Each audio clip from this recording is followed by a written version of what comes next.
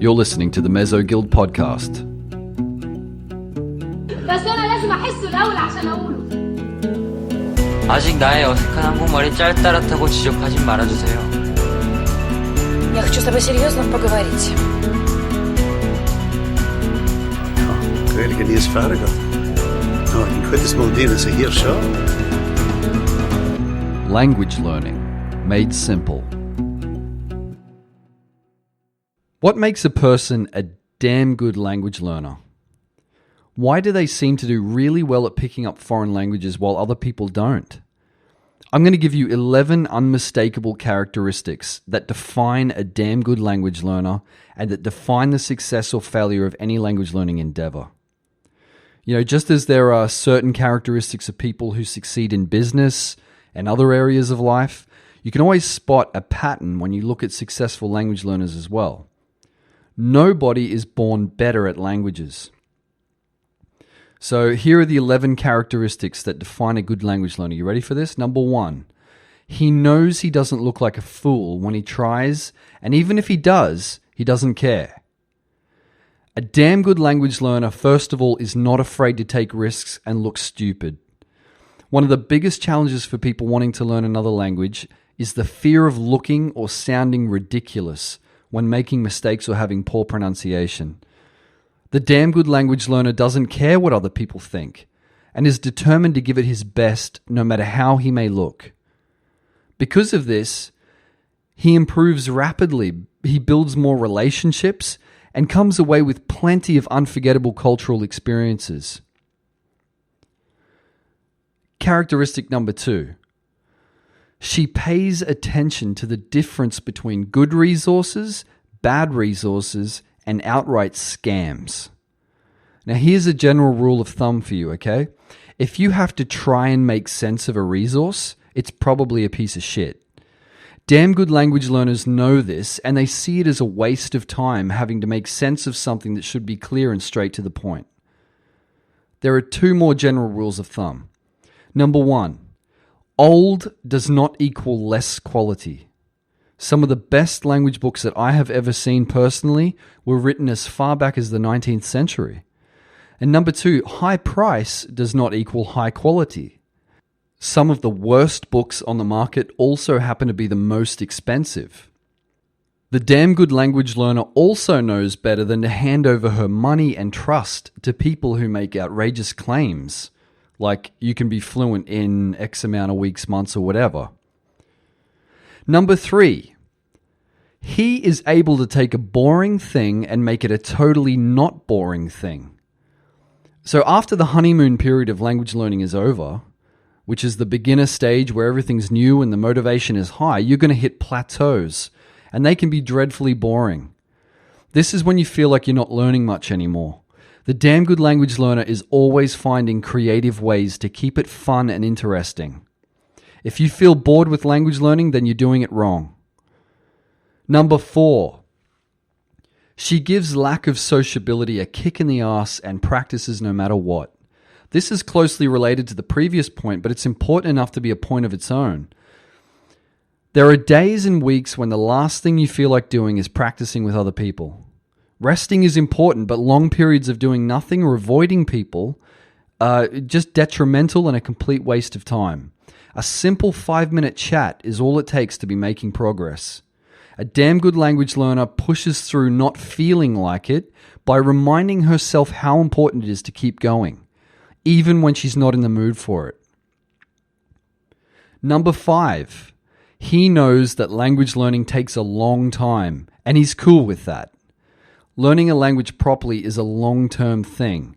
The damn good language learner knows this and doesn't get himself down or become a quitter if he doesn't see fast results.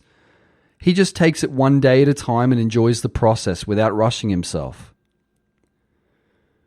Number 6, she's awesome, but she's on a constant mission to be even more awesome. One vital characteristic of the damn good language learner is her ability to assess her own strengths and weaknesses and to constructively criticize her own approach to always be improving. If her learning method isn't working, then she does something about it. I've picked up a lot of good personal strategies over the years which work well for me, but I'm always open to listening to and learning from other people for different ideas. The damn good language learner welcomes feedback and ideas from others, and she knows which of her skills need the most improvement. Number 7, he takes a stab at it rather than shrugging his shoulders. Listening is the one skill in language learning that you can't bullshit.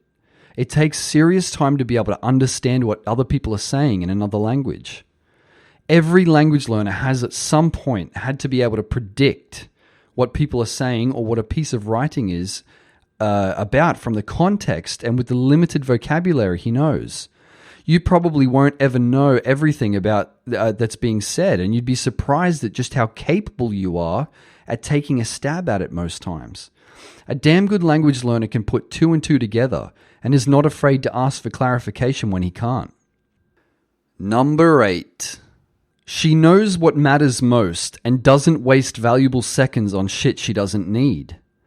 The problem with a lot of materials and courses is that a lot of what they teach is irrelevant or unnecessary for most people. The damn good language learner can discern what she needs and what's a waste of her precious time. She focuses on stuff that's totally relevant and important to her. If all you care about is improving your speaking skills, then spending half a course on literacy skills might be a pointless waste of time. The same thing would be true for a person only interested in reading. A damn good language learner devotes time to the areas of skill development that matter to her, not the one-size-fits-all course says she should. Number 9. He invents ways where there are none to put his language skills to use. The damn good language learner seeks out creative ways to test out the stuff he's learned. For example, learn all the language you need to get a haircut, then go out and get a haircut straight away so you can use it all while it's fresh in your memory. If you're not in a foreign country and can't do this sort of thing, find a Skype partner.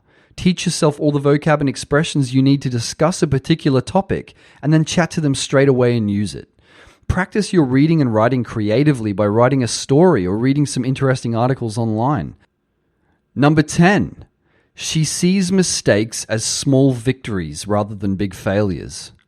The damn good language learner knows that every mistake and every failure is just a stepping stone on the path to success. So you tried to talk to someone, forgot the words, you screwed up the grammar, you couldn't understand what was being said, and you felt like crap. But guess what? You moved forward and not backward. That failed attempt at conversing in another language moved you closer and closer toward not failing the next time. You learned more about what you need to focus on to improve, and you learned more about yourself. You gave social anxiety and ass-kicking, and actually tried, which is more than you can say for most people. Good on you. Pat yourself on the back every time. Damn good language learners know this and even look forward to making mistakes because they know how important they are. And finally, number 11. She makes sure that other people will call her out if she tries to be a quitter. Don't underestimate how important accountability is. The damn good language learner makes sure that if she decides to be a quitter, people are going to notice. As I've said before, one of the main reasons I started my blog was so that I could publicly announce that I'm learning a language and let my readers hold me accountable to sticking with it and finishing what I started. And it's made such a huge difference. Damn good language learners know that letting people around them know that they've just started something important, like learning a language, and they plan to see it through. And that's a powerful motivator. So let me finish by asking you, are you a damn good language learner? Which of these points, these characteristics, do you think defines you and does not define you? And in what areas do you think you need to improve?